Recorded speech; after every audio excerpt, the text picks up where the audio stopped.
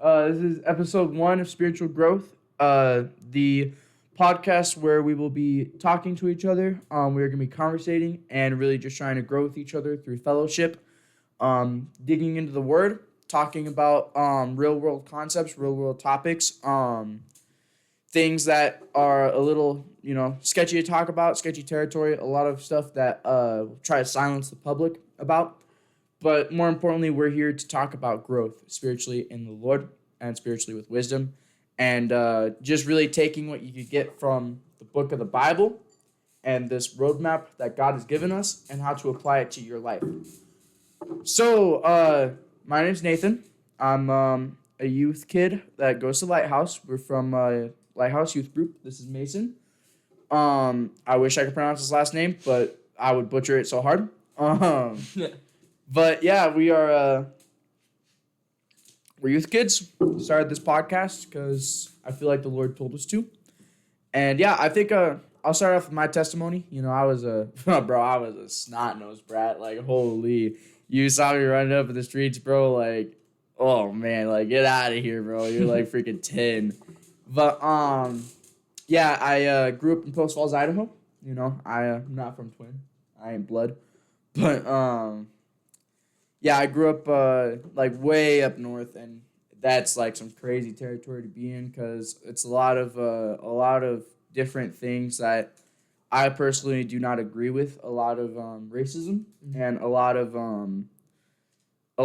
what you'd call like skinheads and people who just genuinely hate the minority of the earth and stuff like that. But it was a very beautiful place, There's places like Coeur d'Alene, Spokane. We lived, Post Falls is right next to Washington. You could bike to the border. Yeah. And yeah, that's where I grew up. There was a lot of agriculture, kind of like here, but also a lot of just small town stuff. The church I went to was called NCC, North Country Chapel. If you're experienced with Country Chapel and stuff, or Calvary Chapel, sorry, not country. North Calvary Chapel. If you're experienced with Calvary Chapel, it's very traditional. You definitely wouldn't see me pulling up with my hat backwards and a chain on me. Yeah. It's the kind of church where it's like, yeah, we read from the Bible, verse by verse. We don't take anything out. We don't put anything in. But suit and tie type place. Yeah, but it's a suit and tie type place, And we had the boys coming up in their suits and the lady coming up in their dress. And if you even came up with your hat backwards or a chain on or even a tat, it's like, hey, that's a heathen right there. That's a demon coming into our church. We got to kick him out. And being raised in such a place like that, it was interesting because, I was never really raised in the streets. I was never raised for the streets, and in that, I wasn't really raised as a gangster per se, Yeah. Very different from how I look now, and from the age, because I was born in originally I was born in Reno, but moving to Post Falls when I was 2, I was raised from 2 to 14, sorry. I was raised in Post Falls, and I kind of gauged the ideologies that they had there and a lot of the theology that they had there. And I was really like a traditional Christian per se, if you put it that way. Yeah. And a lot of that came with forceful inhibitions. It came with forcing I would be dragged to church, and I didn't want to be there. Yeah. I just wanted to go back home. We lived in a trailer park at that time, so it was like I just wanted to be back with my homies or whatever. I just wanted to be back with the people I loved, I just wanted to be back in my bed, honestly. So yeah, having that mindset going to church did not help me at all, and having a forced religion put onto me did not help me at all either because I got a lot of church trauma from that, Christian trauma, which I know a lot of people can relate to. And it was a good church, but it just wasn't a good foundation to have. So yeah, from 2 to 13, I believe, was when I was in Post Falls and I was raised up. It did not help that I went to a Christian school in 3rd grade. It helped in the fact that God wanted me there, but it did not help in the fact that my morals were still the same. It was very proper. There was a whole dress code and stuff. Every Wednesday we went to chapel at 6 a.m. sharp. Oh, wow. Yeah. I remember there's this little thing we used to do in the chapel because of the way that the stained glass worked. The sunlight would come through at 6 a.m. and it would blur your hand or whatever, like blur your vision. So we'd move our hands real quickly and see like it looked like it was slowing down. That was like the stuff you did because we couldn't take our phones out or anything in third grade. We didn't even have phones back then because it wasn't. You don't got 7-year-olds rocking around with like iPhone 13s in their hands. Hey, nowadays you do. Yeah, bro. So it was like thumb wars, rock paper scissors, all that stuff. That was good times, bro. But yeah, Post Falls was what I believed like what I would call the promised land for me because it was like that was where I was like grown. I would say born and raised, but I was born in Nevada, but raised there my entire life. I might as well have been born there, Yeah. And past I want to say 5th grade is when I really started to get a glimpse of the outside world because I was very sheltered. Yeah. Around like 5th grade, around 9 to 10 was the first time that I actually experienced pornography. Yeah.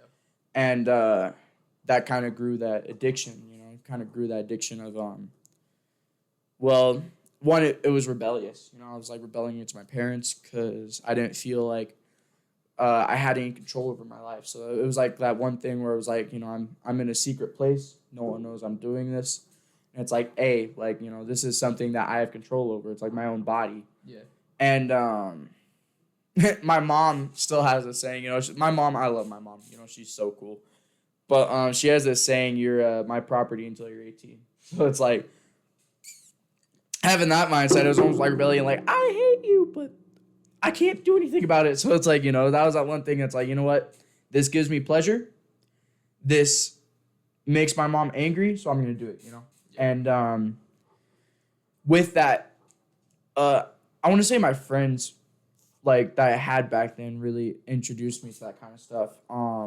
We didn't live in, like, a super ghetto neighborhood, but it also wasn't, like, the suburbs, it wasn't like super like Beverly Hills, but it also wasn't like Compton. It was like just in the middle of that. And I lived on this place for anyone from Post Falls called it was 1707 North Catherine Street. And just across the street was this kid named Xavier, and I thought he was the coolest kid ever. And I was like so blinded by the fact that he lived such a different life from me that I'd follow him around just like ducklings, and it was like anything he did, I did. Anywhere he went, I went. And in that, I got into a bunch of different stuff. And I was going to public school at the time. So we went to separate schools, but we'd meet up after, we'd hang out, go to the park, ride our bikes around, really just be nuisances, Yeah. And from 10 to 13, I was raised in, like, the lifestyle that he was raised in, which was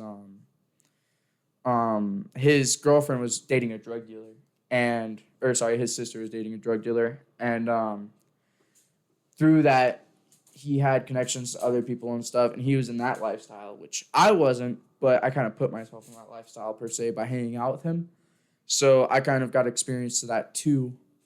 Praise the Lord, I never got into any drugs through that, but, it was very possible, one wrong turn, and with that, I realized that, what I was doing was wrong. Like, I didn't realize it, but looking back at it now, I was in such a dangerous place and I didn't even realize it, because I was so naive. And around, I want to say, late years of being 13, just turning 14, my mom decided to move to California because my dad has health conditions and stuff, and he doesn't like the cold. And it gets 30 degrees there, and it snows hard. So, if you were lucky, you'd get probably, -5 degrees that year. So it was like, oh, we got to move.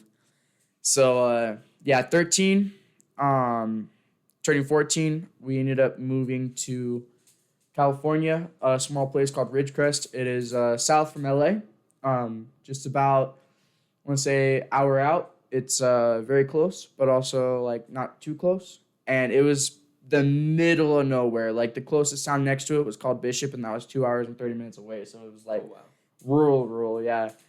It was a small town of about 30,000 people. There was about like on a good day 80 cops to take care of that town. So it's like small, you know. Yeah. And I did not want to be there. We were talking about a small farm town of about 20,000 people, going from that to a town of 30,000 in the middle of the desert. We were 20 minutes from Death Valley, so it was literally like straight desert. Like I felt like I was taken out of my natural habitat, and yeah, I always joke like my parents trafficked me, like because I did not want to go, bro. Like Coeur d'Alene to like desert is a big jump. I mean, that's like Yeah. woods, mountains, forest to like flat plains. yeah, it's literally like just for reference, they ended up filming the Tatooine scene in Star Wars. I think it's A New Hope. Well, I'm gonna get butchered for that in the comments. In the Pinnacles, which was a place that was really close to Ridgecrest. It was probably like 10 minutes out. Oh, really? Wow. Yeah, and they filmed the Tatooine scenes there. And if you've ever seen Tatooine, like that is literally like desolate. Yeah. And it was all practical effects too, so it wasn't no CGI or anything. At least for the small parts. So it was it's pretty crazy. I think they also filmed the first, not the newest one, but the oldest Doom there, and part of Iron Man, the desert scene when they do the weaponry. So Nice. yeah, if you want to see Ridgecrest, just watch those 3 movies. Yeah. But yeah, it was very desolate. It was very like desert for miles, hills for miles. My brother-in-law and I used to go rattlesnake hunting there. Yeah. That's awesome. Yeah, it's pretty fun. Really dangerous. Yeah. But, you know, we'd literally go out and he'd have a baton and a gun because, you know, he's a police officer. So he'll bring his police gear out, and that's all we had. But yeah, so I would move from trees, woods, and just beautiful pines to straight desolate desert. And I swear God put me in Egypt because I was like, do I really have to spend 40 years in the desert? Like, oh, Lord. Yeah. To match that too, the church there. So crazy thing about that, my family is really big on Calvary Chapel because we spent 15 years there. Like everyone at North Country Chapel was absolute family. You know, like you would not like it was like everyone knew each other. You know. So moving to a church that went from like 900 to 300 people was a lot smaller. And my mom was very keen on looking for another Calvary Chapel because she did not want to go with anything crazy. You know, she wasn't trying to get into paganism or accidentally or whatever. So she was like, we are looking for Calvary Chapel specifically. And what she found when she was looking for towns to look at and stuff was like 3 main things: health, crime, and schooling. Yeah. And everything online said about Ridgecrest was like, oh, it's really good on keeping crime down. It's really good on healthcare system, and it's really good on schooling, you know. And boy, does the internet lie, bro. Like oh man, we had 80 cops for 30,000 people. Yeah. There was a lot of it was very easy to sell drugs there. 1, because weed is legal in California, and 2, because where it's not legal, there wasn't enough cops per se to like patrol the entire town. Not like freaking Jerome and Twin is, bro. Like you got a cop around the corner everywhere, you know. Like that's one thing that's pretty funny about Jerome and Twin is you think about speeding and a cop suddenly appears. Yeah. Like literally, it's like, all right, my foot's getting a little tired. I'm just gonna. Oh wait a second, hey, hold up, who is that? You know. Yeah. But having it be such a small town, it was really easy to sell drugs there, and it was really easy to like stay out of trouble in terms of like being able to successfully sell drugs and like get out of trouble and whatever, and like, you know, like keep it a secret from cops. There was a lot of violence, not violence as in homicides or murders, but a lot of violence in marriage, and a lot of violence in oh my gosh, I can't think of the word. Domestic violence. Yeah. A lot of kidnappings per se, where like the husband and wife will divorce, and then either the husband or the wife ends up like having a psychic manic episode or whatever, and they'll just like take the kids, and then great, police have to play CPS because CPS has just as low a staff as police do. Yeah. And that did not help the drug related incidents at all. So yeah, a lot of crime happened pretty much. And with that, there was a lot of people coming from LA too, people from the slumps of LA, and a lot of that came from either gangster wannabes or people who had family in LA or moving from LA to Ridgecrest to get out of that life and still falling into the streets. Yeah. Funny story. Okay, hold on. Not funny, but coincidental story. I used to go to Monroe middle school, 7th grade. Yeah. I was about 15 at this time. And it was specifically in this neighborhood called, like, the police officers would call it the Hood. Those were the two major places, the Hood and the Gardens. And the reason why they called it the Gardens is because, one, there was a lot of homeless people there, and two, if you threw a rock, there was a 98.9% chance that you were going to hit a criminal. So it's like you throw a rock and you're probably going to hit a criminal. Yeah. And then the Hood was pretty much like an easy place to sell drugs, especially like I don't know how they did it. I never wanted to know how, but kids would easily just like stash it in their pockets going to school. We had a correctional facility officer who was really mean. Always looked at me and went, something's off with that kid. And just like didn't really care too much. Like you could tell she was just like trying to get paid or whatever. And this was very different for me too, because this is coming from being born and raised in Idaho. One, that's crazy because you're going from different political standards and views. And I was born and raised away from these people, So like as crazy as the friends I was hanging out with were in Idaho that were more rebellious and stuff, nothing was like what I would have seen at Monroe, Yeah. So going to this new school in this new neighborhood and stuff, it was a lot different, and it was new territory for me, So I had to kind of get used to it really quickly, kind of grow up fast in a way. Yeah. And we had we had 2 lockdowns while I was there. One was a knife threat and one was a gun threat. Yeah. Literally, like, craziest thing ever when the teacher goes, "Kids, this is not a drill. We're having a lockdown right now. There is an active shooter right behind the fences of the school." And everyone just continues doing their math homework like it's normal. Like, okay, cool, yeah. And she goes, "All right, but you still have to finish your math. You still have last period left." So it's like, okay, that's interesting. I thought, like, I'm over here getting ready to get under my desk and stuff. And she's like, "No, get back up, okay? Your education counts." Yeah. But it was raised normal like that. And there were a lot of fights in that school. And it was, like, pretty much just breeding grounds for criminality. And through that, I got into a lot of fights too. A lot that got very close to either the other person ending up in a jail cell or me ending up dead because my mom killed me. Yeah. Like, the police are not the scariest thing, bro. Me getting home and hearing that Nathan Ray Smith, that's the scariest thing, So with that came me kind of having to grow up a little quickly to figure out what I'm doing here, And with that came a lot of rebellion. Rebellion, yeah. Because I'd look at God, I feel like I was in your situation a little bit. I'd be like, "God, why is this happening to me? I was in the promised land, like I was going to church, I was going to church 7 days a week. No, we're not Mormon. I was going to church, for a youth group, and I was going to Sunday.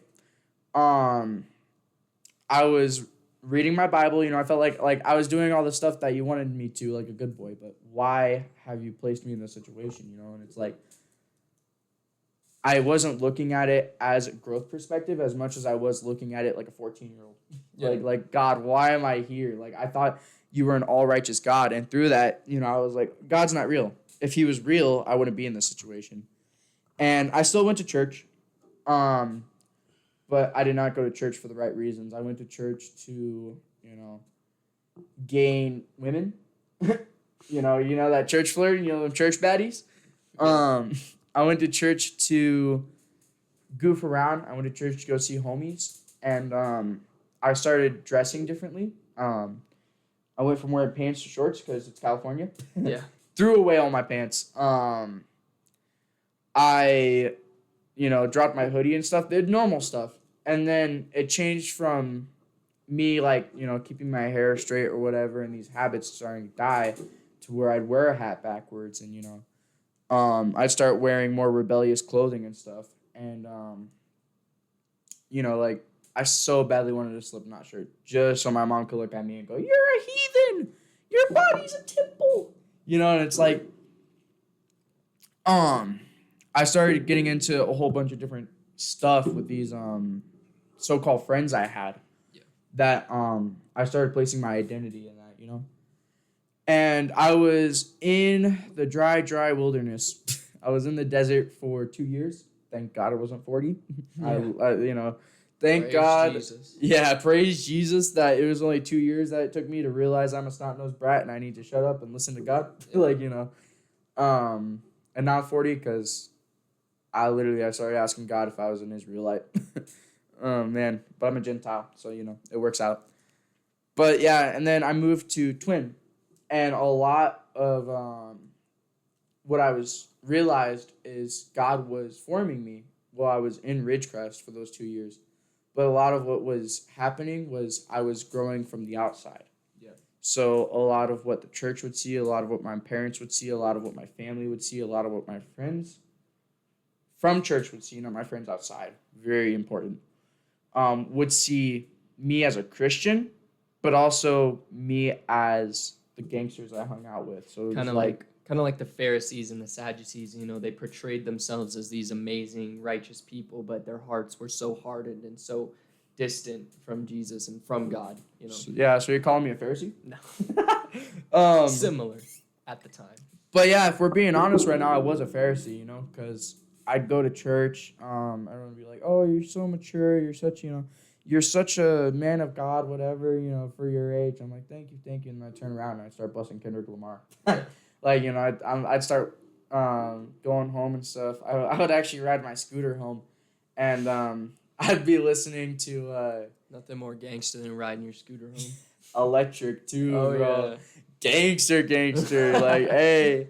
But I'd be listening to Kendrick Lamar, Snoop Dogg, Eazy-E, a little bit of Biggie, a lot of MF Doom. I found a lot of love in MF Doom because he was more chill, but he also had this just this tone to him, that was like, he had lyricism. Yeah. And I really got into wordplay in that. I really got into lyricism from that. And in that, I felt the rebellion of, like, this is truly who I am. I felt identity in that, of what I was looking for. And I had my highs and I had my lows. I had my highs of joy off of my identity. And I had my lows of the fact that my identity was rooted in such shallow things. So I would hit points of being joy and being like filled with joy and being happy. And then I hit like 1 month I'd be super happy. Then the next month I'd just be down, depressed, lights turned off. Oh, man. And then, 1 month I'd be really happy. And then the second month I'd be, oh, man, again, all depressed and stuff. And I'd have my highs and my lows, and it was like a roller coaster. Yeah. But it never leveled out. It never stopped. It was like, not a fun roller coaster, I can tell you that much. But it was like, if you ever been dirt biking, I know you've been mountain biking, so you probably heard this, but it was like whoopties. Yeah. Just like the whoops. Up and down, yeah. And it was like a storm almost, like you're going over waves, and it's like, oh, you've got your highs, and then you're like, okay, cool, we're level, we're good, and then you have your lows where you drop and you spiral, and it's like, I don't even want to live anymore, you know? Yeah. And it's like, I was like that for 2 years. So moving to Twin, it was a completely new thing for me. I was moving back home to Idaho, but it was we went from 30,000 people to 60,000 people. And I think that's why I like Jerome so much too, is because it's a little bit smaller, but we're still able to get into Twin pretty easily. Yeah. And two, I knew no one there, you know, I knew no one in Twin. So, you know, 15 year old me is wondering, what are we doing here? You know, like, yeah, sure, God, you saved me from the desert, but you placed me in a place where I know no one and no one knows me. Like, are you really making me work for it? Like, you know what I mean? Like, because I was so pissed, bro. I wanted to go back to Post Falls, you know? I wanted to go back to the place where I knew people. But we couldn't go back, and I knew that. So I was like, okay, God. You know, he probably had that plan for you, knowing that he had the plans for you to become the person you are today, as righteous as you are, right? Yeah. And, like, if you went back to Post Falls and you went back to, you know, all the people that you used to know and stuff like that, maybe you wouldn't have gotten here, you know? Maybe what it took was you meeting all these new people, coming to a new place where you can start fresh. Yeah, start with new beginnings and become the new creation, be born again like he has called us to be. Yeah, and that was really nice, too, because we ended up going to this church. I think it was River Church over down by Maverick and Twin. Mm-hmm. And it was definitely not for us. The pastor was really cool. The youth group was very small, though. Mm-hmm. And he's like, well, if you guys are looking for a big youth group, you should check out Lighthouse, you know. Mm-hmm. That's why he mentioned Jed, actually. And, you know, all right, we'll give it a try, you know, if that's what God wants us to do. And boy, I'm glad that he did want to see me there. Cause he wanted you. Yeah, bro. I pulled up. I don't know if you were here for like if you ever met me when I was very first time pulling up, because I have that donut hoodie up in the corner. That's actually where I get my nickname from, is my donut hoodie. I was pulling up with that thing, donut right here on the back. It said "Cars are pain," and I had this hood over my head. It was all scrunched up. I don't know if you've ever... Lord, forgive me for mentioning this. I don't know if you've ever seen K-pop Demon Hunters. I've heard of it. I've never watched it. There's this scene where they're all, like, sitting on the couch, and this one chick with long hair, like, pulls down her hoodie strings, and yeah. And it's like, that's what it was like. You know, I looked like a Demogorgon from Stranger Things. The secluded emo kid walking in. Yeah, and I walked in, and Frankie, one of the youth leaders, came up to me. And, bro, it was literally like I hated Frankie the first week I was there, because he came up and he's like, yo, what's your name? And I was like, my name's Nathan. He's like, Nathaniel? He's like, hey, is that a donut on your t-shirt or on your hoodie? And I was like, oh yeah, it's you ever heard of Donut Media? And he goes, nope. I'm like, oh, they're a car group on YouTube. He's like, I'm gonna start calling you Donut. And I was like, okay. Forever will be known as that. And for the first like month, it took a while, bro. It was hard to get used to the youth group, because I was going from a youth group of 4 people to like 30 at the time, I think it was, maybe 40. We have a lot more now, praise the Lord. Oh yeah. But it was like, holy, what am I getting myself into? Like, I wanted to leave so hard that first night, because it was like, this is a crazy group of people that I'm walking into. It feels like I just walked into the middle of a forest while going camping with a whole group of hillbillies. You know what I mean? Like, they're like I felt like I was walking into a wedding of a person I did not know. Like, I knew no one there, and this dude just randomly walked up to me and was like, hey, I'm gonna start calling you Donut. And it's like, oh yeah, hello there. I didn't even know his name, bro. I didn't even know Frankie. Like, he literally was just like absolutely taking me in. He wrapped his arm around me. He started showing me everyone. I met Emma. So freaking nervous, bro. But after a while, you know, I started to really open up. And being in Ridgecrest for 2 years, it's not exactly a town that you talk to people in, like Idaho or like Twin specifically. Like, everyone's super nice to each other. You know, they're very talkative. And it wasn't like that in Ridgecrest, because, you know, California is very different. And in that, you know, people were kind of like, either they were high off crack, or they were like, don't talk to me. You know, I just want to get back home. I just want to eat my chips or whatever, I don't want to talk to you. Stereotypical California. Yeah. Lord for saying that. Oh man, hey, we love you Californians, but y'all gotta learn how to open up a little. Yeah. But yeah, so like for 2 years, I was kind of just locked in my room, unable to really speak to people, and through that youth group, through Lighthouse, I started to kind of find my voice again, and I started to learn how to talk to people, and I was able to do stuff that I wouldn't even believe that 14-year-old me would even be able to do 2 years ago. 13-year-old me would not even imagine about, like, 13-year-old me was still stuck in girls and gangster music, like I was still listening to Snoop Dogg. I think that's just a canon event for every single teenager. Just you have emo phase, gangster phase, and then praise the Lord, you find the Lord, bro, because whatever sticks, and pray that it's Jesus that comes around. Yeah, but it was like 13-year-old me, 12-year-old me would not even believe to realize that that God can give me the power to be able to speak to 17 people oh my gosh, 17. Sorry, Lord, 70 people, and like give a whole sermon without stuttering once. Yeah, amen, brother. Like it was like crazy how far I've come through the youth group. Yeah, and it just happened so fast that's some stuff I want to touch up on my testimony as well, but that's just amazing, bro. But to finish up my testimony, I've really only truly been a Christian and devoted to God for about a year. Yeah. So that's why I say, like, yeah, sure, I'm only 16, but spiritually, like, I'm 106, because it's like, bro, like, only a year's worth of work and I've come this far. Like, that's the thing that I feel like a lot of people don't realize is when you try to do something by yourself, when you try to go through something by yourself, or like, let's say creating a business, if you're trying to create a business yourself without using God, it's going to take 60 years, it's going to take 70 years.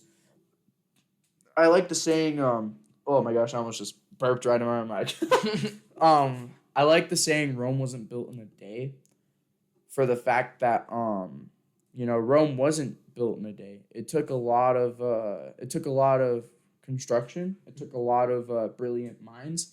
It took a lot of planning. But I believe if they had God, it would have been done overnight. You know what I mean? Could have been, yeah. Because he very well could have just snapped his fingers and the whole city, everything that they had envisioned would be just there. Yeah, and it's like, for the 2 years, and really it was 15 years of my life that I was trying to search for something and grow through something, I've never grown so much spiritually and maturity-wise through my own ways than I have through God. Because it only took me a year to realize. That's heavy, bro. Yeah, bro, bars. Yeah, bro. Bars, bro. But, like, it's the fact that I realized that when you plant your foot, when you plant your, not just one foot over the gate, but both feet over the gate, you hop that fence into God's territory, per se. When you jump off that boat into the water and you give yourself no choice but to trust the one and only God, that made me realize that, like, this podcast, this table right here, these lights that are lighting us right now, every bit of penny, every single penny, every single bit of money that I put into this is for God. This is not for me. And I was thinking, like, dude, I spent so much money for this podcast, and I only want it to be for the kingdom, and I only want it to glorify God, because if I didn't, the money would be, all that money I spent that I could have used to have what I want now is worthless, Like, that money that I spent to glorify God, and I spent all this on all of this stuff, if it does not glorify God, everything that I did was meaningless. Yeah, and that's a great metaphor for this, but you can take it further than that too. Like, my life, I've devoted a year of my life to spiritually growing, spiritual growth, and I've devoted so much of my life to getting closer to God, not for the fact that I might get into heaven, not for the fact that I might get a gold star from him, but the fact that if I try to do this alone, I will fail. Ooh. If I go through life without God, anything I do without God, anything without God in general is void. Yeah, bro. Anything without God might as well just fall to the ground, because anything that I do that I try to leave God out of is worthless, bro. Yeah, bro. It's a famous verse. I believe it's in. Ooh, I don't want to butcher this. It's either in James or it's either in Matthew. Later chapters in Matthew. I'm not sure. But he basically says that everything. I think it's in James about the rich men and stuff like that. Yeah. He says that everything that we have on this earth, the money, the clothing, it's all gonna rust. It's all gonna be eaten by moths and stuff like that. Like, things of this earth are not coming with us to our kingdom in heaven. So what is the purpose of having billions of dollars, millions, even thousands, hundreds of thousands, whatever, however much you make in your life? What is the point of having that when it's not coming with you to heaven, right? Our job is to build the spiritual our kingdom in heaven. Yeah. When we die, and we're standing face to face to him, he's gonna say, "Good job, my faithful servant," or something. Yeah, whatever the verse is. No, you got it. Yeah, he says, "Well done, my good and faithful servant," right? And he's gonna reward us accordingly to what we do on this, or what we have done on this earth, right? So we gotta live this life building our kingdom in heaven, and yeah, I totally agree, bro.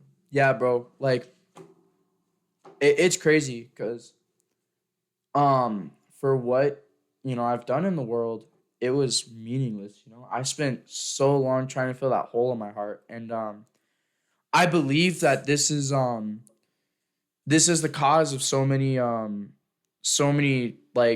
suicide. I believe this is the cause of so much death.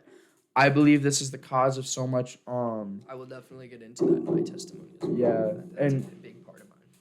And I believe the reason why there's so much wickedness in the world is because there's not enough God in it, Because you're speaking straight out the Holy Spirit, bro. Yeah, bro. Hey, Holy Spirit bars. Yeah. Spirit bars right here, bro. The heavens is just straight up telling me what to say now. But it's like there would not be cancer in this world if there were God, Yeah. We as the salt of the earth should be pouring onto us, because this right here, I have the cure for disease right here. I have the cure for cancer right here. Why wouldn't I spread it? Why wouldn't I give the cure to people? It's the best news possible. It's the best thing that could ever happen to us. And why would you want to keep it hidden? Yeah, fun fact here, this is the Holy Bible is biblically called the gospel, the testimony of Jesus Christ. And what does the gospel mean? The good news. Yeah. And that good news is not just for Jews. That good news is not just for Gentiles, Greeks. It's not just for Asians. It's not just for black. It's not just for white. It's for everyone. Yeah, bro. We are all connected. It's one nation under God, but it's not just one nation under God, but it's all nations under God. Yeah, bro. And in that, there's so much hope and there's so much power in this Bible. And if you were to open up just to Genesis, just to the very first part of the Bible, you will see Jesus. You'll see God. And, you don't have to believe all these culty things. And one question I get asked a lot is, if God is so perfect, why does he allow bad things to happen in this earth? And, I see it as I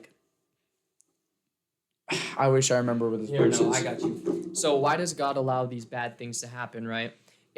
It's not God, right? It's, let me see. Go to James. I have it right here. Hey, I already got it pulled up, bro. Oh, yeah? Yeah. But he says, trials and temptations. Let me find the exact verse.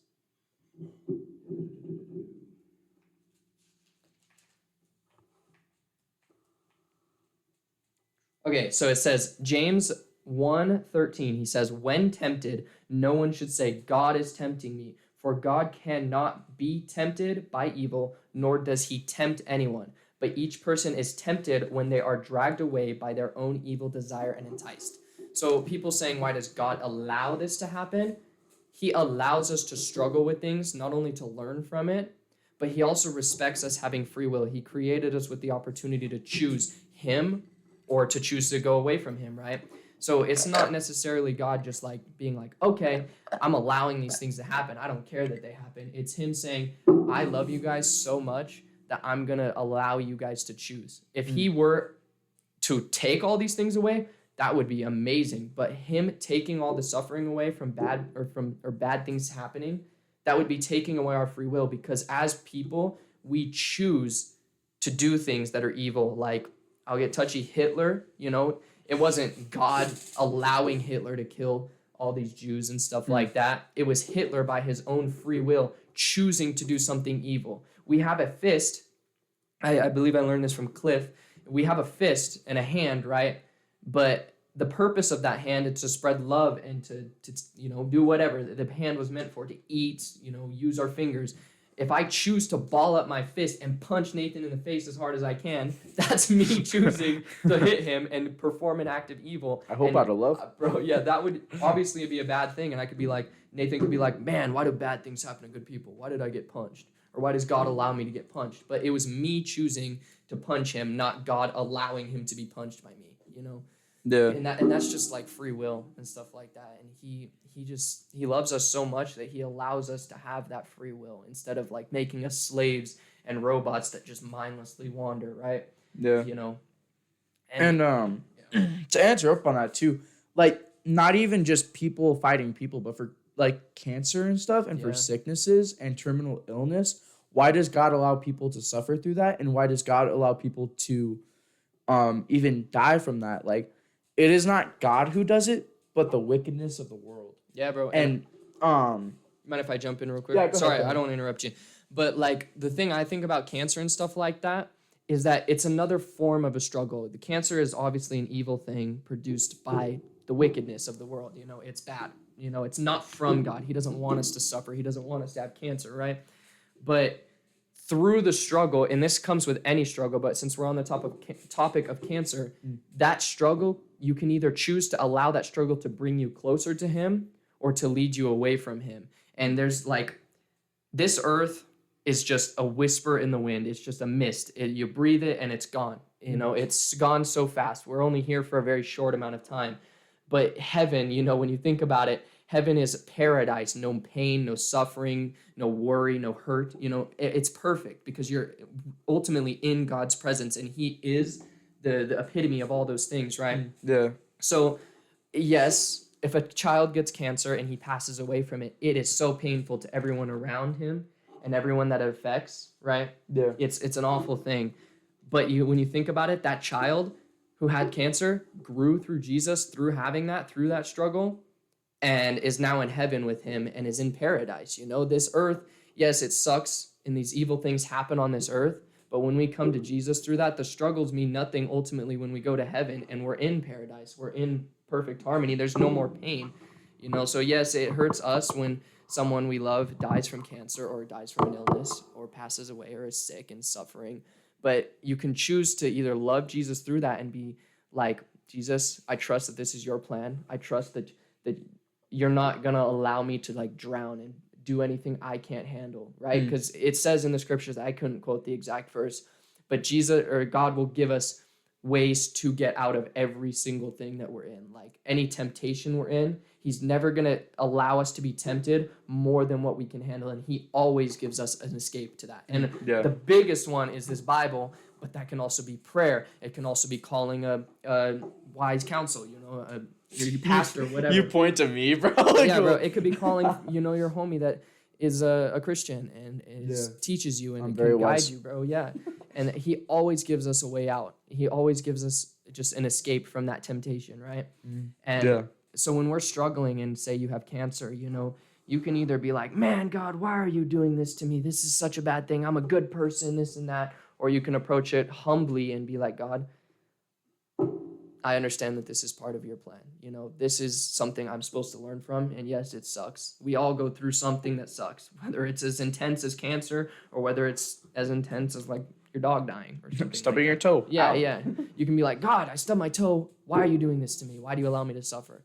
He allows us to struggle so that we can learn and grow closer to him. And there's a famous saying is like, when you hit rock bottom, you realize that he is the rock at the bottom, and he will pull you out of that position you're in. And like I've seen a lot of testimonies of children and people that have cancer that follow Jesus. They are like, yes, they're going through an intense struggle. They're going through something that really, really, really sucks, but they're like happy. They're happy because they trust that God has got it for them. And say they do pass away within a month or within a couple of days, right? They trust and they know that they're going to heaven where there's going to be no more pain. And like, that's just the biggest thing for me, is that this world is temporary. The devil, Satan, knows that his time is running short. He knows that he can't win. He knows that everything that he's doing is it's all for nothing, right? He's not, he can't win. He knows that. So, he tries to get us so focused on this earth and what we live, instead of having us think about eternity, right? Yeah. And that ties into like riches and wealth and building your life on earth rather than your kingdom in heaven. Is he wants us so focused on the misery of this earth, and he doesn't want us thinking about the happiness and joy we can experience for eternity. Yeah, yes, you can get cancer, and that is an awful thing to happen to somebody, but in the grand scheme of things, having cancer for like 5 years, or even going to jail for 5 years, it sucks, dude. Anything that is just, but it's all temporary, in the grand scheme of things, eternity is going to come, and you have the choice to either be happy and be with God for eternity, or you can choose to reject that and live your life on earth separate from him, and just like, kind of like as a victim, be like, God, why are you doing this to me? Why are you allowing this to happen? Yeah, and God conquered death through Jesus, Mm-hmm. So why should we be afraid of it? Yeah, exactly, death is the least thing we should be worrying about, And the fact that, and I'm gonna bring up a touchy subject here. The fact, like Charlie Kirk, bro, like there were a lot of people that were not only making fun of him for that, but there were a lot of Christians that were kind of mourning his death. Which it is good to mourn over a brother. It is good to mourn over those who have died. But with that being said, Jesus says those who die do not die, but they only sleep. Their bodies rest. Yeah, bro. Because their souls are up in heaven. I can tell you one thing. I know Charlie Kirk isn't mad about being dead. I know Charlie Kirk isn't mad about, going up to heaven and worshiping with God. Dude, yeah. He's getting all Charlie Kirk had the best kingdom. He has an amazing kingdom built for him after everything he did. He's decorating his mansion right now. Like, bro. Like, I know that if I were to die tomorrow, if the Lord wills, I wouldn't be mad. I wouldn't be sad, because I know that all my answers are going to be, all my questions are going to be answered, Yeah. I know that that just means that there is no more suffering for me. There's no more knee pain. There's no more leg pain. There's no more back pain. There's no more pain from my butt for sitting in this chair for so long. It's like, it's eternal glory. It's not just following a religion. It's not just following a set of rules, but it is following your true first love. It's returning to your first love. Well, do you mind if I start going on my testimony? Yeah, sure. Go ahead. Yeah. Alrighty, well, a little bit of context. My name is Mason. I'm 17. My name is Mason Gamash Lopez. Sorry, I apologize. I'm 17. So I guess I'll just get started. So I was born here in Twin Falls, and I lived here until I was about 8. And I never really liked this town that much. I'm more of I would see videos and be like, dream of mountains. Traitor. No. So you wanted to go to Post Falls, dude? Yeah, I love the mountains. I love the forests. I love camping. I love everything outdoors. And for some context, by the way, Post Falls is very mountainy. It's very it's very what he wants, and Twin Falls is very we don't have ups. We just have downs per se. Like we don't have mountains. We have the Grand Canyon. We have the Snake River. It's very deserty out here. Yeah, well, you go to Ridgecrest, you'll realize what desert is. That's true. Yeah. This is desert with trees, but just for some context, we don't have mountains, but we do have some crazy deep canyons. But yeah, keep going. Yeah. So I grew up, well, technically I grew up for the first 8 years of my life here in Twin Falls, and it was a pretty normal childhood, go to church, go to school, have friends, pretty basic childhood up until I was about 8, right? And then, instantly in the blink of an eye, my whole life turned upside down, and it was like, you're going to Alaska. And I was like, dang, okay. So I'm moving up to Alaska, Anchorage, and, when you think of Alaska, you think people live in igloos and stuff like that. So I'm like, dang, I wonder what my life is going to be like up there, right? Because it's a huge transition.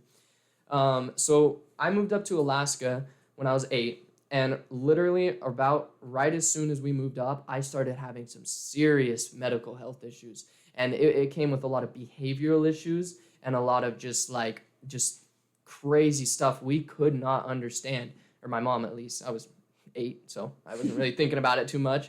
But my mom just couldn't understand what was going on. And we had counseling, therapies, and all these doctors telling me I was just a crazy child. I was just a behavioral, I had anger issues, all this crazy stuff, typical, right? When they see a wild child.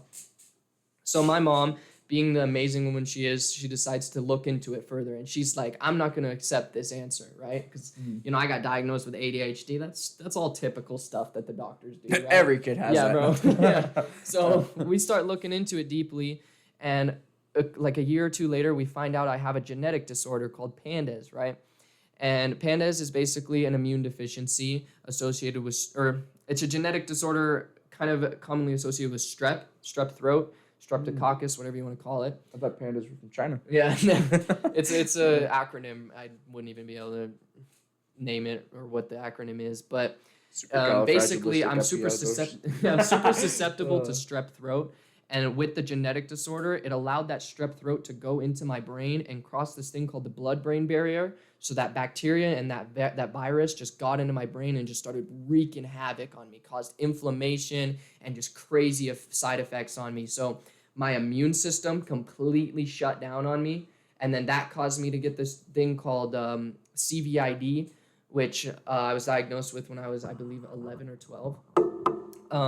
Which is basically just an immune deficiency in the whole body. So my body had 0 immune cells, or very, very, very low amount.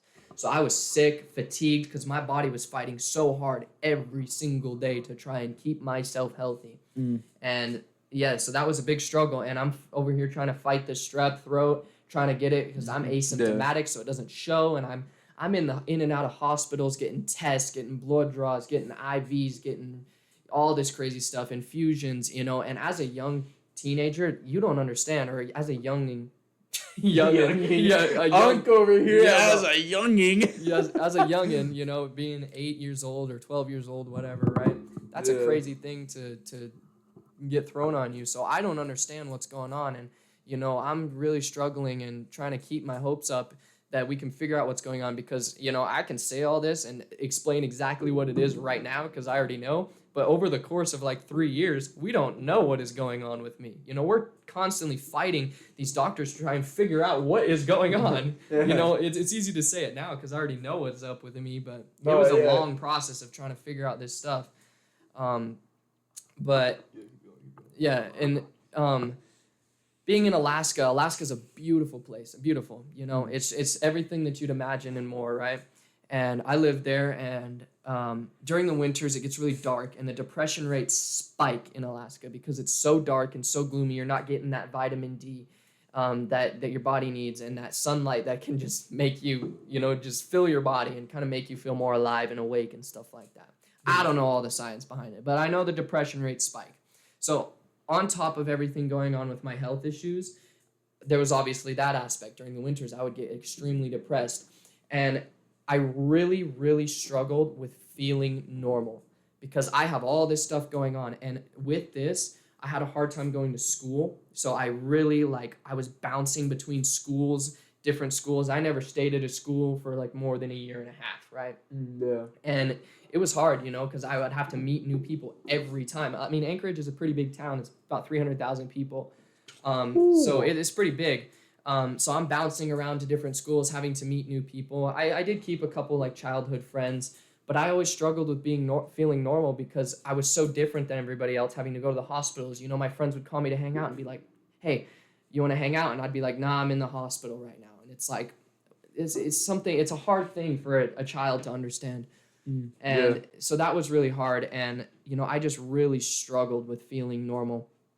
So I found myself in this this cycle of me trying to meet people and just conforming the way I acted to fit in with people. So somebody with the popular kids, I would start acting like them so that I'd fit in, and then that would fail on me. I would get left out because I'm not that person, right?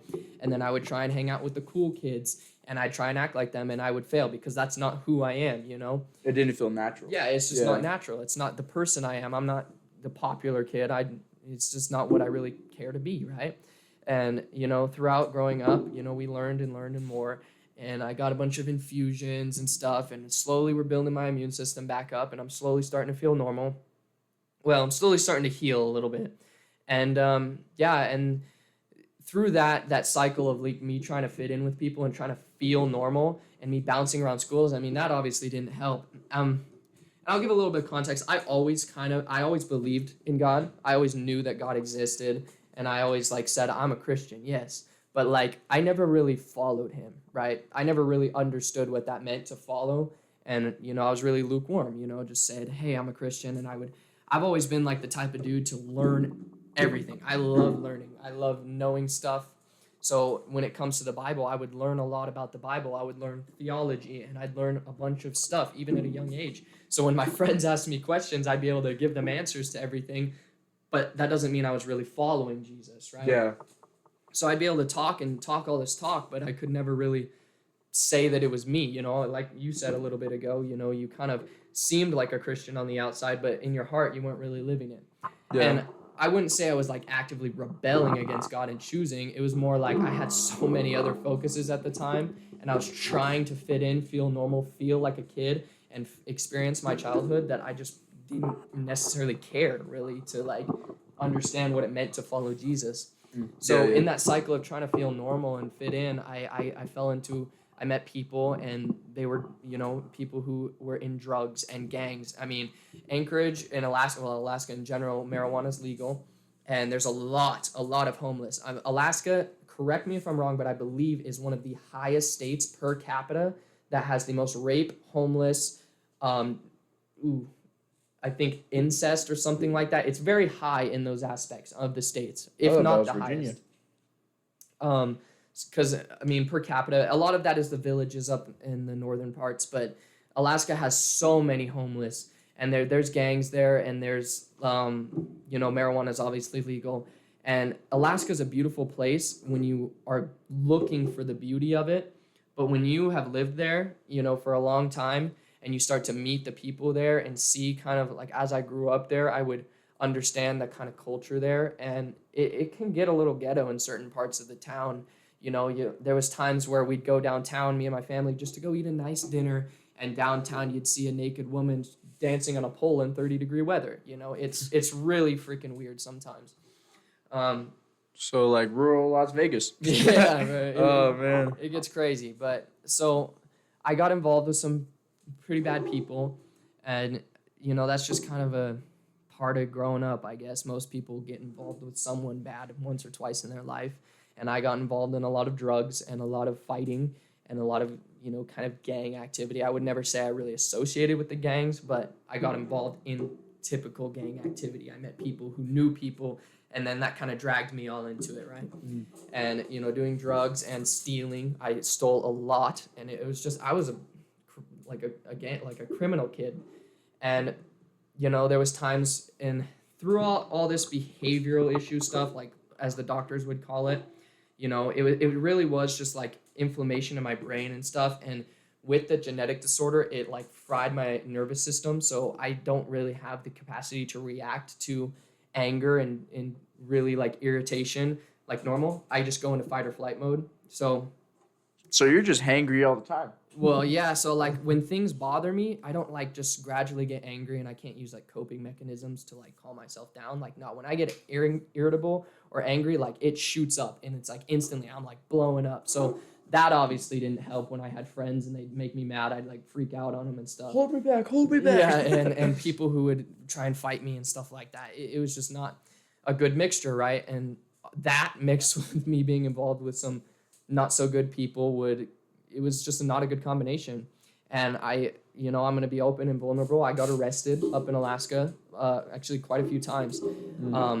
And yeah, I spent a lot of time in like suicide prevention places, and I had to go to a lot of counseling, and we were just trying to figure out what it was up. And as I've gotten older, I've begun to become more mature and be able to allow things not to bother me, because instead of being like, oh, I'm gonna not get angry at this, I'm just like, let things go, right? Rather than like holding on to them, because that's what works for me. And I'm still working on it, still growing. But yeah, that's like what I really struggled with. And eventually I kind of pushed myself away from those kind of people. It was kind of a huge falling out. A bunch of stuff happened with this one guy. And I met a buddy of mine. His name was Maddox. And me and him were real buddy.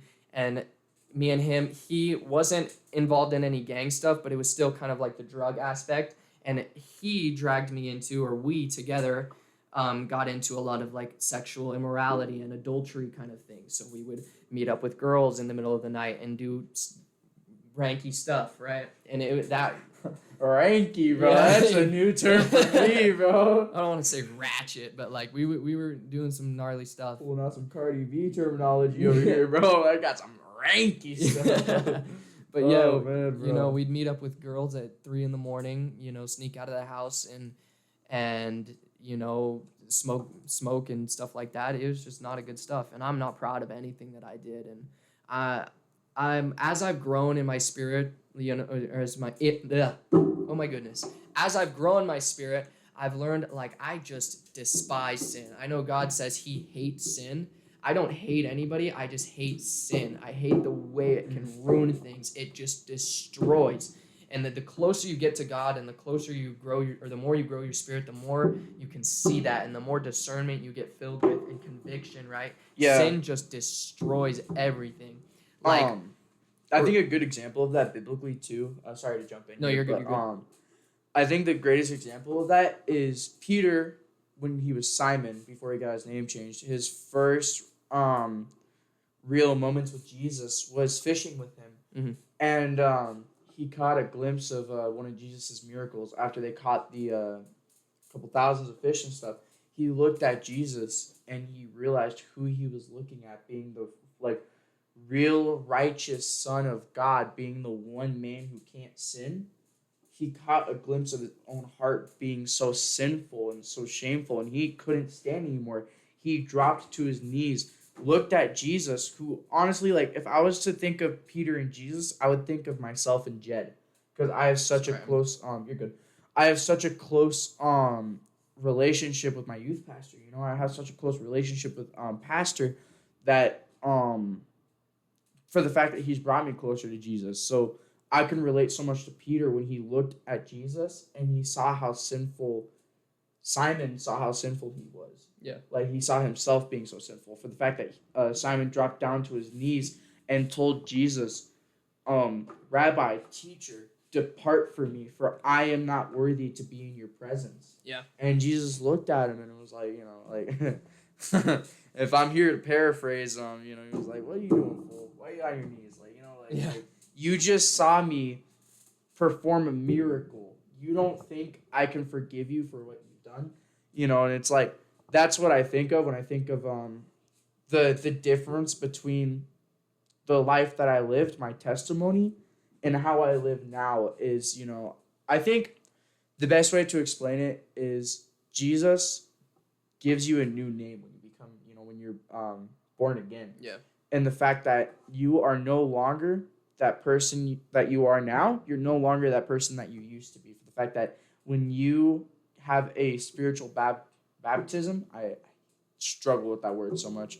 But when you have a spiritual awakening that tells you, hey, I feel this conviction, I want to turn my life around, and Jesus accepts you in the way that you accept him, then you are no longer that old person. You kill that old person off so that you are made new. Yeah. So when I think of our past lives and how we were very evil, how we are now, a complete contrast to how we were then, I think that's the most beautiful thing about Christianity, is because us as Christians, we are not worthy. Yeah. We are just as worthy as Simon was. was, you know? We are just as worthy as Simon was, and the fact that if Jesus were to come back right now, I know both of us would be falling on our knees right now and be going, oh, Lord, I'm so sorry. I know I did this 30 minutes ago. I know I lusted this time. I know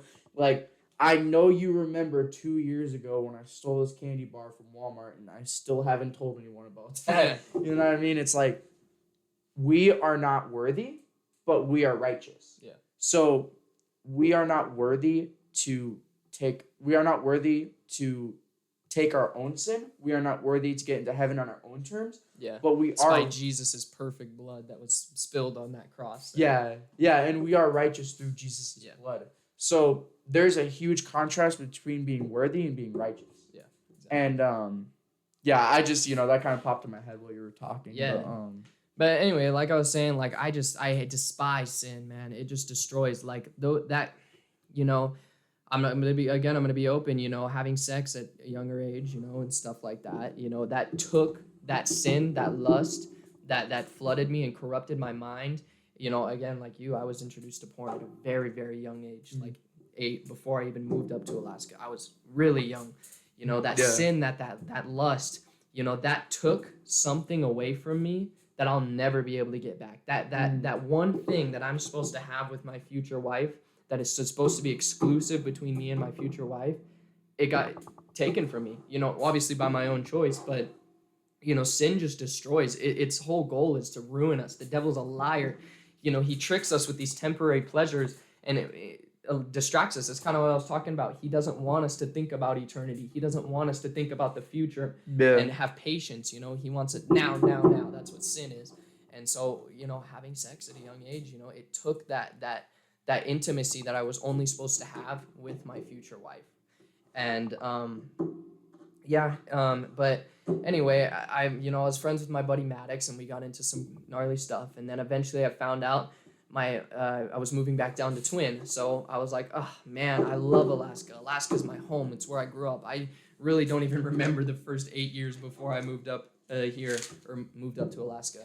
Yeah. I consider Alaska where I grew up, and coming from the desert, Twin Falls desert, to the most beautiful place I've ever been, and then having to come back from that, it's just like, bro, I grew up in Alaska. This place is amazing. And, I came back down here, tried to start school again. With my health issues, they kind of spiked back up when I moved, and, I had to quit school again. And I felt so far behind that I just was like, I can't. I'm drowning in this school. So I figured it was better just to call it quits and aim for other things. Yeah. And I met a bunch of people down here, and I was still kind of the same person I was. And keep in mind, during this whole time, I'm still saying I'm a Christian. I love Jesus, right? I believe in God. But it's not belief, it's not entirely belief in God is what makes you saved, right? Yeah. And I was still rankety-dankety person, right? Even down here in Twin Falls, meeting people, doing some shady things. And, it wasn't until I met this one person, I'm so thankful for her, but she invited me to go to Lighthouse. And I went to Lighthouse. This kind of whole thing is a Lighthouse ad. Yeah, this is come to Lighthouse. No, hey, if you're in Twin, pull up to Lighthouse, bro. We'll take you. Yeah, but I got invited to go to Lighthouse, and I always had kind of like mixed opinions on church. Like, I liked going to church because I could like socialize and stuff, but again, I always struggled with feeling normal. I always struggled with feeling included, and that's kind of like from jumping from friend group to friend group, jumping from school to school and church to church. Yeah. It was hard for me to like feel accepted, and I never really felt like people genuinely like cared who I was. I was just the new kid. I was always the new kid. I was always the weird kid. New kid on the block. Yeah, the new kid at the church and stuff. So that's kind of what I expected going into Lighthouse. Was like, okay, I'm just hanging out with this girl, going to church, whatever. I need to start going anyway, because I hadn't gone for like a year before I went to Lighthouse. And I went, and like immediately, like Frankie and Jed, they just accepted me with open arms, bro. Freaking pulled you in, bro. Yeah, grabbed you by the rope. They accepted me with open arms, and like obviously I was still a little like, it's okay, I'm still getting used to it because I don't open up a lot.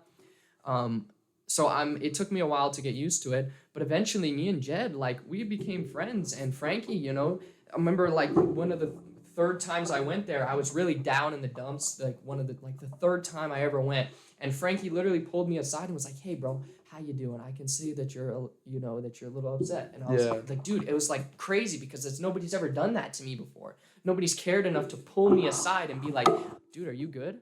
I want to help you." And it was like, wow, like it's just the acceptance. And it's not just the acceptance from the Lighthouse youth. That's acceptance from Jesus, right? Because that Lighthouse, but the people there, most importantly, are so filled with the Holy Spirit and so filled with Jesus that they're just like representations of him in a way, we're the temples of the Holy Spirit. So, they're representing him, and it's just, they're showing me his love, Jesus' love and his greatness and his acceptance, right? So someone who always struggled with feeling normal and like not being accepted by anyone and being like an outcast, it was like a big shocker to me. And I opened up to Frankie, I talked to him, and then I ended up opening up to Jed. And throughout that, I just, like, I would say too, I wasn't really truly following Jesus. I would say even for me about 7 months, until about 7 months ago, because I started going to Lighthouse about a year ago now. And like I would still indulge in some not so good stuff while I was still going. And, eventually it changed and I started truly seeking him. I always knew, I always knew a lot about the Bible and I always knew a lot about theology, but I never really sought him out, and I started seeking him.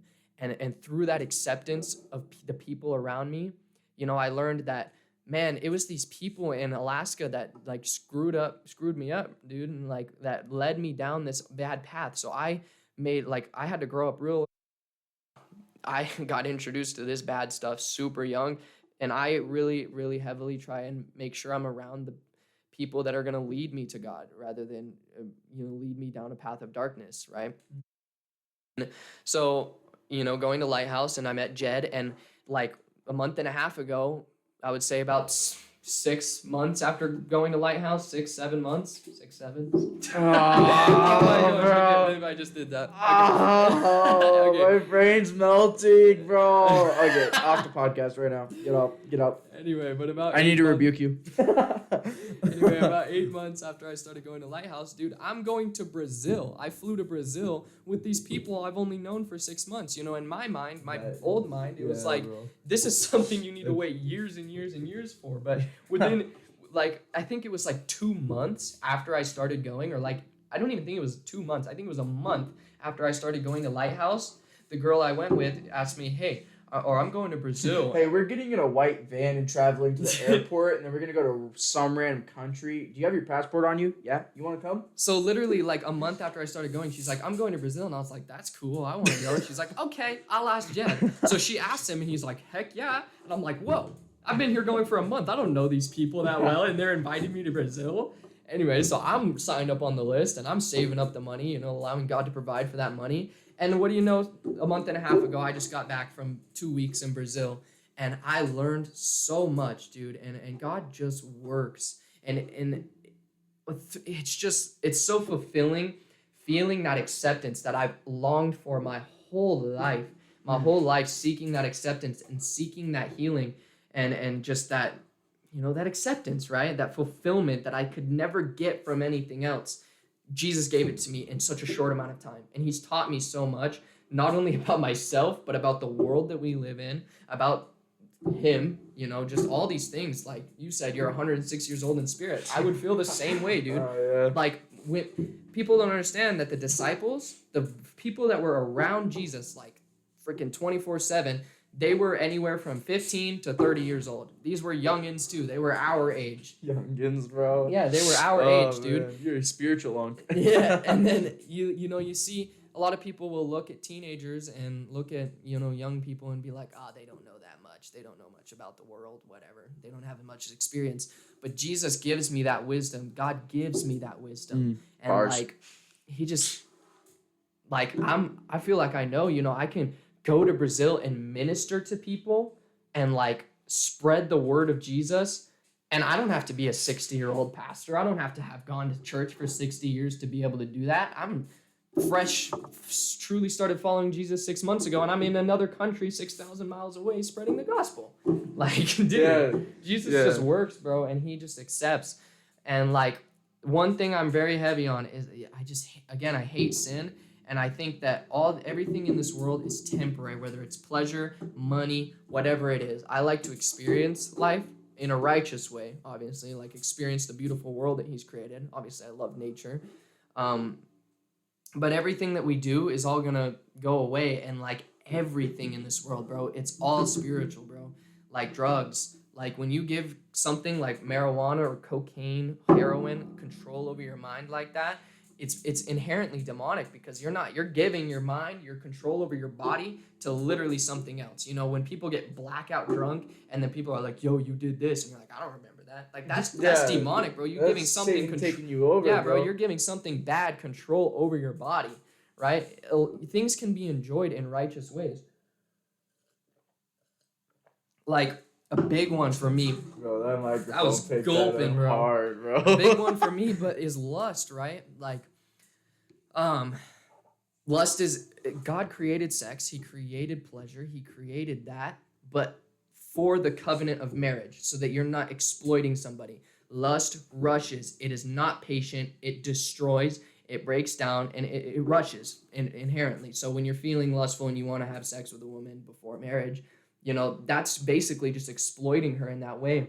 And it's just like, He designed sex to be enjoyed, but in the covenant of marriage, right? And Satan, in these things, it's all spiritual, dude. Like, people, like, hookup culture is like, oh, you know, just go have sex with this woman, go do this, go have fun, right? Oh yeah, bro, I could go on about that. Yeah, bro, like, and it's like, no, that is so spiritual, because the devil wants us to be so dispersed and so divided and so just like evil towards one another, because lust outside that covenant of marriage is literally just using the other person for their body, for what pleasure they can give you.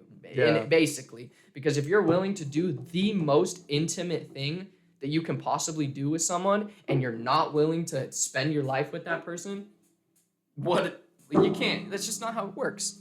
And that's what I hate, bro, because like it goes both ways for men and women. Yeah. There's a reason why there's so many women out there with sexual assault stories, you know? Like, men are such base, and hold on, let me pause here, okay? I will talk about women next to, but men are such base creatures that we truly do want, like I know for me, for a long time, every woman I looked at objectified immediately. What can I get out of her? Yeah. Like, yeah, exactly. She's got a nice personality, but that butt better. You know what I mean? Yeah. Like, I call it the BBR, bro, the big butt radar. Hey, if my big booty radar was going off in Walmart, bro, like I was on that, bro, like immediately, and it was like, what can I get out of this woman? You know, like what can I get from this woman? And a lot of what I was thinking wasn't, oh, you know, what can I get from this woman? Is she gonna love me when I'm about to start freaking oh my gosh, not copying. I'm about to start quoting Tupac right here, but it's like, you know, oh yeah, what can I get from this woman? Is she gonna love me in my lows? You know, like she loves me in my highs, and it's like, not only would I be thinking that, but I'd be thinking, hey, you know, like she got a nice body, you know what I mean? And it's the same for women, bro. Like, I swear, if like when I'm older, bro, and I have kids, if the Lord wills, and I see my daughter dressing up like a hooker, bro, I'm on that, bro. Yeah. Like, cause like it's not the fact that, oh, hey, you're dressing up. And this way. People today will call that controlling and like, oh, you're insecure or whatever. It's like, no, I'm protective over this. I've seen, you know, you grow in your spirit. You see the evil of this world. I've experienced it firsthand, looking at a woman like that.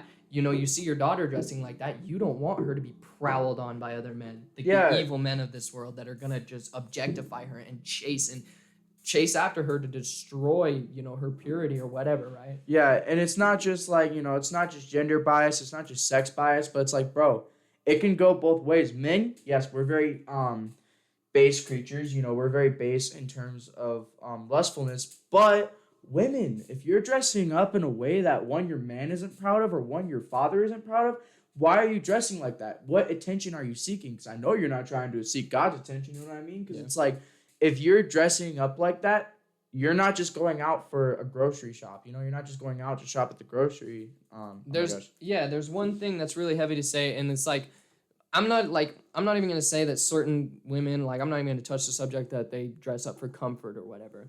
But you also have to think about it, and this applies for men and for women. If you're doing something that is leading another person into sin and leading them to fall into sin knowingly, you can't do it, right? Like, Yeah, if you're I'm causing your talking brothers to a to girl, stumble. yeah, if I'm talking to a girl and I'm talking all flirty and sexually and stuff like that in a way that's gonna incite her to want to have sexual intentions, or like invite sex into whatever, or right, Yeah. or like I'm like be like kind of like I'm around a guy who struggles with smoking and struggles with drinking, but I'm drinking alcohol and like, stuff hey, like bro, that. hey, I'm glad you're sober. Now let me just, sip Yeah, this yeah, Hennessy or exactly. whatever.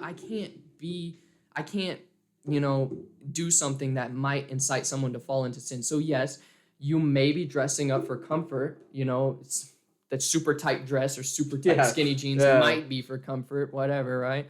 But if you know that it might cause another man to stumble, why wear it? I mean, yeah, it kind of like that's part of being a follower of Jesus, is giving up the desires of the flesh.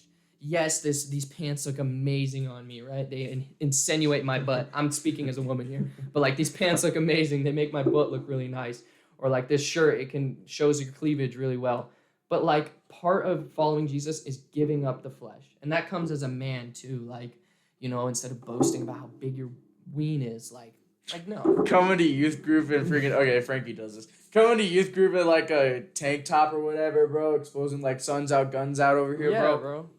Like, it's the whole point of Jesus is just denying the flesh. You got to love him so much that you're willing to put your flesh aside to seek him. And I want to add on to that too. Like, when we talk about denying flesh and stuff, it doesn't come from religion, because it starts to sound a little bit more like, oh, you're just doing that because, you don't want to have fun, But a lot of it is, I have such a love for Jesus Christ, and I have such a love for God that it turns me to not want to do things that I know will actively lead me away from him. So it's not the fact that are upsetting to him, right? Yeah. I this is something I recently learned too. I always had the hardest time reading my Bible, but I changed my mindset, and this is thanks to Jed as well. I don't read this book for him. I don't read it to check it off the list and be like, oh, I read my Bible today. No, I read this for me. I read this because I want to learn more. I love Jesus so much that I want to learn more about him. I want to know about him, know his actions, know his character, know his miracles. I read this for me so that I'm able to preach about it, speak on certain verses, that are needed in a certain time, right? Yeah. That's why I'm really, really reading this Bible. And when I pray, obviously, the number one thing is to communicate with him. It's part of having a relationship. You can't be in a relationship with somebody if you don't ever talk to him, right? But like, I'm not talking to Jesus just like to make Jesus happy. Jesus is gonna love me no matter what. He's always gonna love me. Yeah. But and like, there's this famous painting. I think it's called like Adam or something. I don't know what the name is. But it's like God sticking out his finger, and then Adam has his bent just a little bit, right? And it shows that God's always reaching out to us. You are as close to God as you want to be. So by praying daily, multiple times a day, and doing the extra steps, praying on your knees, whatever, for like 30 minutes, reading your Bible, you are doing it for you to get closer to him, and you bring yourself closer to him because he's already right there. He's just waiting for you to make that step. He loves us so much beyond what we can ever imagine. Yeah, and here's my spiritual advice for anyone who either is not a Christian and is looking to become one, or has been recently moved. Like, if you have just become a Christian, and people who I hang out with who are like baby Christians, I call them little homies. But if you're like a baby Christian, you're just starting out, you don't have to read your Bible 30 minutes a day. Not even 15. Like, I believe spiritual growth doesn't happen overnight, but it can happen very quickly, depending on how much you want it. But if you are like a drug addict, if you are an alcoholic, if you do have a pornography addiction, becoming a better Christian, becoming a stronger in faith does not mean that you're quitting it overnight, but you are having a heart of conviction that makes you want to turn closer to God each step. Yeah. So, like, this is not a rebuke per se, but this is encouragement. It's not like, oh, well, now that I'm a Christian, I gotta quit all these things, and you do too because you're a Christian. But it's more like now that I have turned my life around and the old me has been cut off, I want to gradually work towards becoming closer to God. I'm gonna be honest right now. I've never read the Bible fully, front to back, and I've never, I know people who have read the Bible 28 times. They've gone through the Bible they can memorize. They know all these verses. Me personally, I still struggle with that. I still struggle with reading my Bible, even being like such a strong Christian. And realistically, I call it leveling up. You don't have to every single day read your Bible, because then instead of turning it into time with God, it turns into a job. Yeah, exactly. So this is something literally that I've had a eureka moment in the past week, guys. Like, it's part of spiritual growth. It's a constant process. It's going to go on for the rest of your life. I always struggled with reading my Bible too. I didn't start reading my Bible all the time until like about a month ago, after I came back from Brazil, bro. And God is going to love you no matter what. I'm trying to find the freaking verse, but I can't find it. But it's Jesus. He's basically sitting with the tax collectors and sitting with sinners and stuff like that. And it's like Jesus literally says to the Pharisees and Sadducees, it's not the healthy who need a doctor, but the sick. So like Nathan was saying, if you struggle with porn addiction, drug addiction, anything that you're struggling with, don't be pressured by these people, these false preachers and false churches that are like, oh, you need to fix this before you come to church. Oh, you're a bad person because you do this. No, Jesus calls us in our times of struggle, in the times where we're at the very bottom, when he calls us when we're sick. And it's not going to be overnight that you're going to start miraculously reading your Bible and stuff like that. It's not even going to be overnight that you quit drugs. It may not even be within months. But if you really seek him and you seek to become more righteous, he's going to get you through that, right? And he's going to become a learning experience. And no matter what you do, he doesn't like sin, but he will always love you. Like, he will always love you, no matter what you do. Think about it like this. God created the universe. He sees past, present, and future all at once. He's omnipotent, omnipresent, whatever.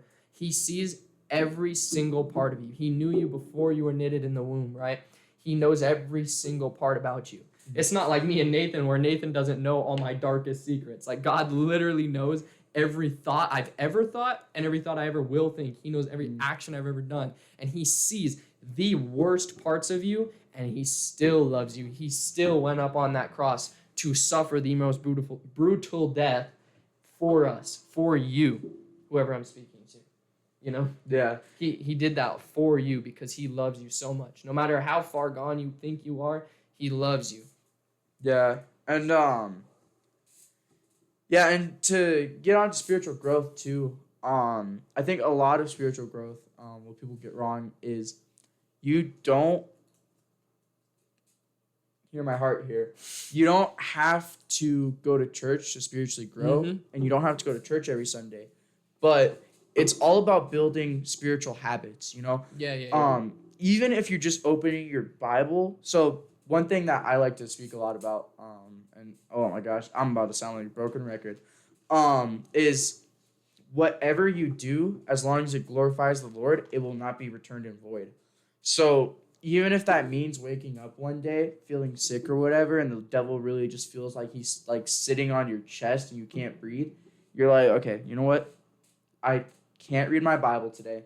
I'm too tired to go to church. I can't do this, that, and the other. I don't feel like praying because I don't want to talk to God, whatever it might be. You might be, something might have happened, something might have occurred. I don't know, but something might keep you down to the point where it's like, I don't even feel like reading my Bible.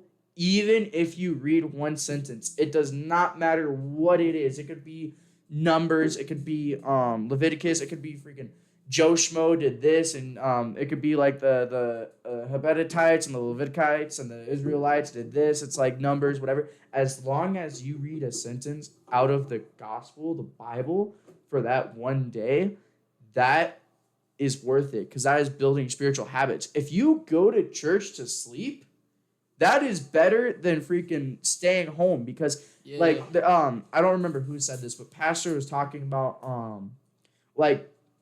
come to church to sleep. Let church be your home, you know? Like, even if you do come to church and you feel too tired and you fall asleep, at least you made it. At least you came. Because in that point, you're yeah, sure, you know, you probably got none of the message, you were feeling too sleepy, whatever you're drooling. Yeah. Like, you know, you get tired, but you're building that spiritual habit. So at some point in your spiritual walk, maybe a year in, maybe a couple of years in, whatever, you grow yourself so that those spiritual habits turn into spiritual belongings in terms of what you do. So it's like, you know, I didn't immediately start off as a Christian, going to church every day, praying, teaching other people. It took me a long time to find my voice, and it took me a long time to find my place in the kingdom of heaven. And I'm still looking for it, and I'm still growing in myself. As much as I grow other people, I grow in myself just as much.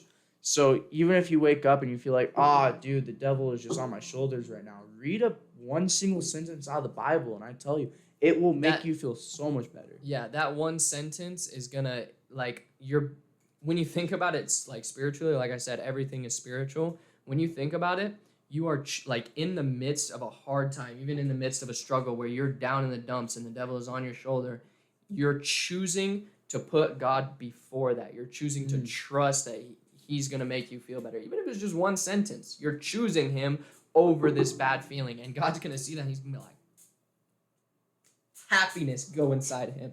Yeah, you know? Yeah. And I mean, don't take this as like, if you don't do that, God's going to be unhappy with you. He's still going to love you just the same.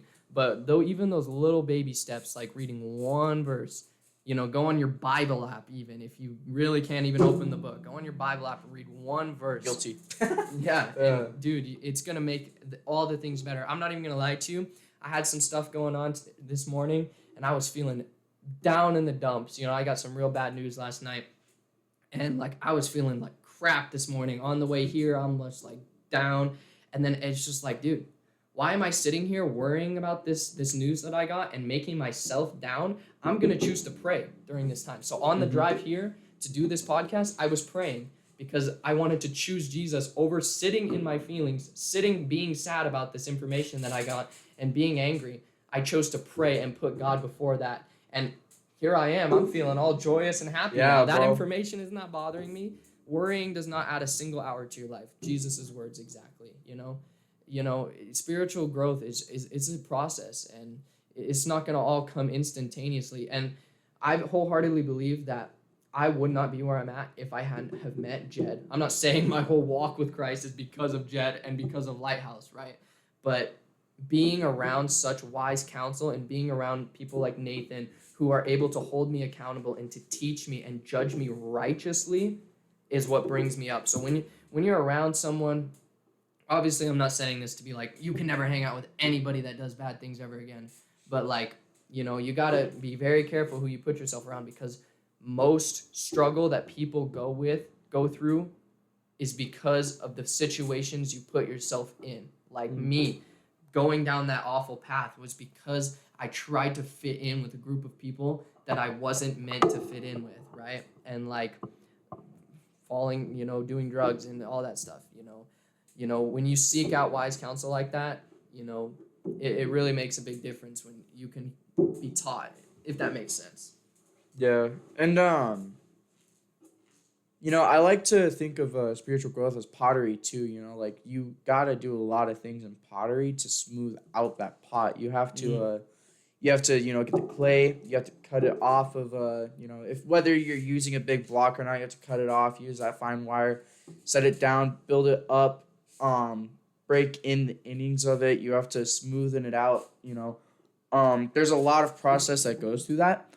And if you are the clay, you know, if you're a potter, I know a lot of potters are going to get this. You don't just, like, take the clay and just go, okay, I'm going to put it right here and snap my fingers, and I've just got a whole ceramic pot right here. Because if it was that, we wouldn't be selling $50 pots, you know what I mean? Like, we wouldn't be selling $50 vases, because pottery isn't that easy. It takes time, it takes forming, and it takes a lot of passion and work to it. And that's the same thing with spiritual growth, you know? It takes a lot of God being the potter, you being the clay.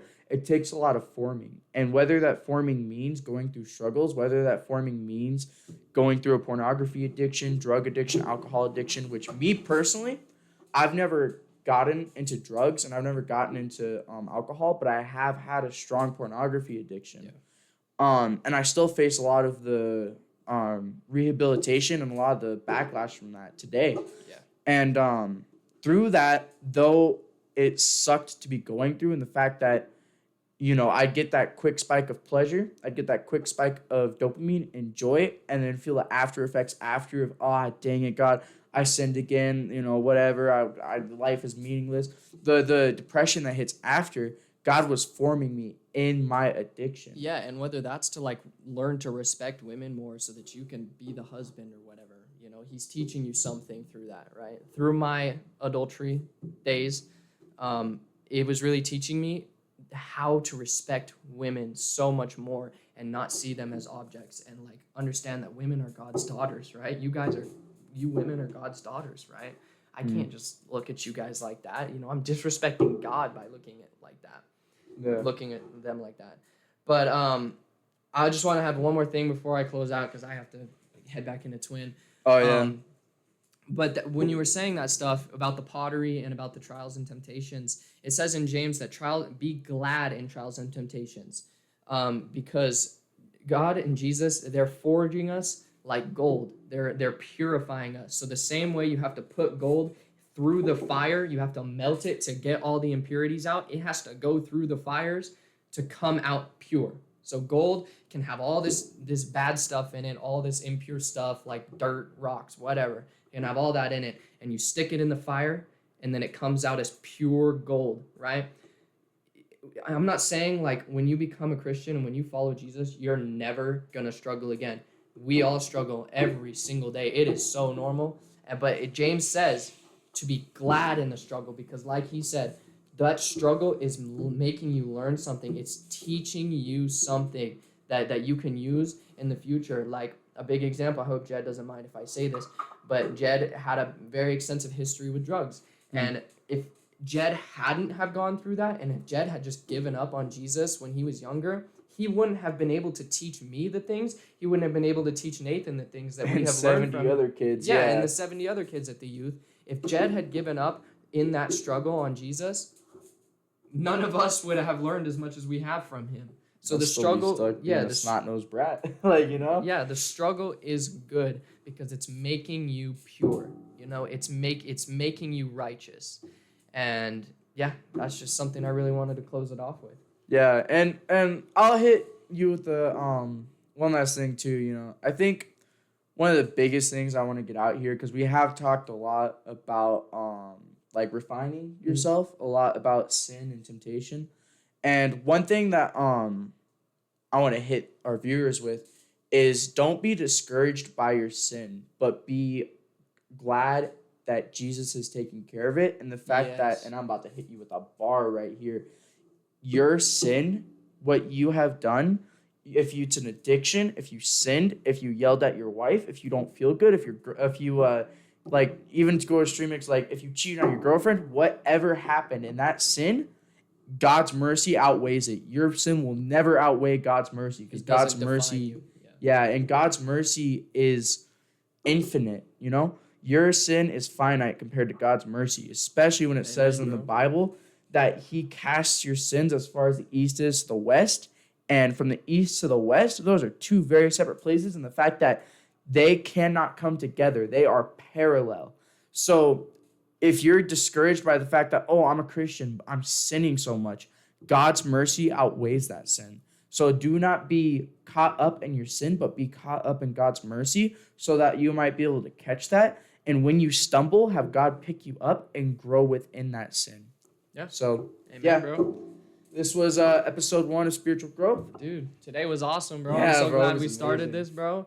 And I hope whoever's watching this learns something from it. And just, it's nice being able to talk about these things and just allow the Holy Spirit to fill this room and allow the Holy Spirit to talk through us and just communicate, have fellowship, bro. Yeah, but until next time, this has been Spiritual Growth. Peace out, bro.